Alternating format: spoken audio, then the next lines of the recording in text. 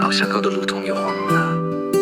第30年片子过载的时候，我突然想起那个没说完的再见。泛黄的星辰，这乘船在无言积水里搁浅。你褪毛下的那场雨，淋湿我整个青年。煮个笔写不完，被如戳封印的夏天。而时光是张单程票，我们都没能留住站台边。某年某月的某一天，风把诺言吹成虚线。你转身时扬起的拳甲，变成我余生所有阴天的标点。若思念有声音蔓延，定是那年全名的界限。后来我学会用左手写祝福，因为右手还固执地留着和你同款的圆珠笔尖。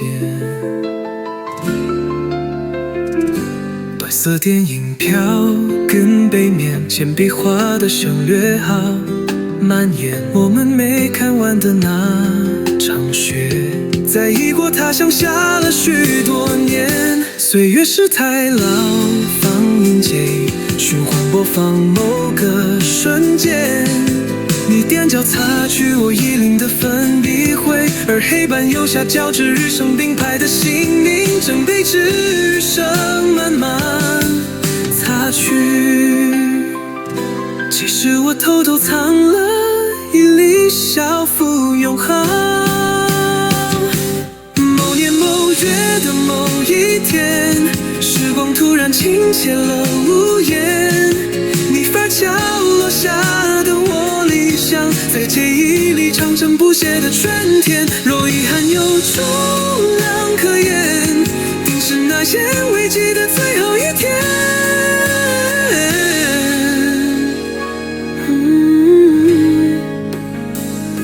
要幸福啊，加重去担。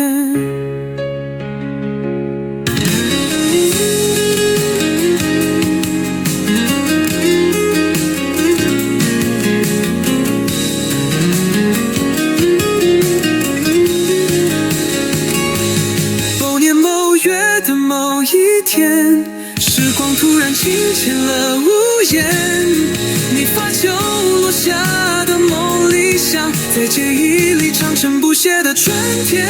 若遗憾有重量可言，定是那烟未记的最后一点。